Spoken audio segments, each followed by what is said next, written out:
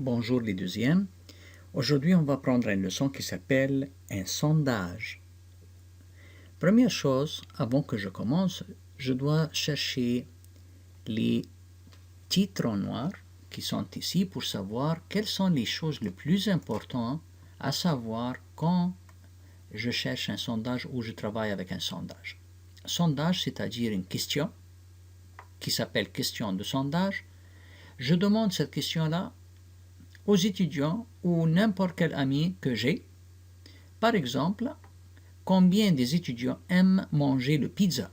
Imaginez que je vous demande de faire un sondage à l'école pour chercher dans plusieurs années ou plusieurs classes de différentes années combien d'étudiants qui aiment manger le pizza. Donc, première chose, je peux demander disons, pour les classes de première année.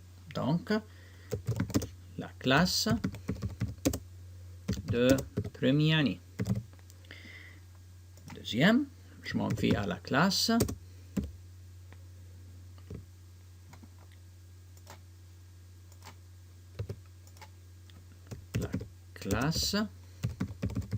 de deuxième année.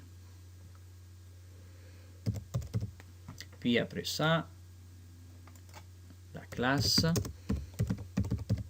de troisième année. Après ça, la classe de quatrième année. Et finalement, je termine avec les étudiants de la classe de cinquième année. Et je demande. Donc, je peux commencer avec la classe de première année et je demande combien des étudiants qui aiment vraiment manger le pizza. Et je trouve qu'il y a 7 étudiants. Donc, regardez qu'est-ce que ça veut dire fréquence. On fait ça. 1, 2, 3, 4 et je termine avec le 5. Donc ça c'est 5 étudiants. Puis il y avait 2 autres étudiants, donc le total c'est 7. Donc 7 étudiants qui aiment manger le pizza en première année. Après ça, je demande aux classes de deuxième année, je trouve qu'il y a 3 seulement. Donc 1, 2, 3. Ça s'appelle les fréquences. De tirer comme ça pour compter. Puis après ça, je marque le total. Je demande aux classes de troisième année, ils m'ont dit que c'est 5 étudiants qui aiment le pizza. Donc 1, 2, 3, 4 et je termine avec une ligne comme ça pour le 5. Chaque fois que je trouve des groupes comme ça, c'est facile pour moi que je sais que ça c'est 5 étudiants. La classe de quatrième année, il y avait 8 étudiants qui aiment. Donc 1, 2, 3, 4, je termine avec 5, 6, 7, 8. 8 étudiants qui aiment manger le pizza. Puis la classe de cinquième année, je trouve qu'il y a seulement un étudiant qui aime manger le pizza. Donc ça, c'est le travail. Fréquence, je fais des signes comme ça. Pour chaque personne, je fais un petit trait. Et n'oublie pas qu'il y a un groupe de 5. Je mets 4 tirés et le 5e comme ça. Et je dis le total. Après ça, je viens au diagramme. Dans le diagramme, je peux dessiner ce que je trouve dans le tableau sur le diagramme. Pour dessiner ce que se trouve dans le tableau, je peux faire un diagramme de cette façon-là et je dis, je marque la classe du premier année. Donc, je peux mettre ça peut-être en rouge. La classe de deuxième année. La classe de troisième année. Et je descends un petit peu. La classe de quatrième année. Et la classe de cinquième année. Maintenant, je lis bien ce que je trouve. Dans la classe de première année, il y a 7 fréquences, c'est-à-dire 7 étudiants.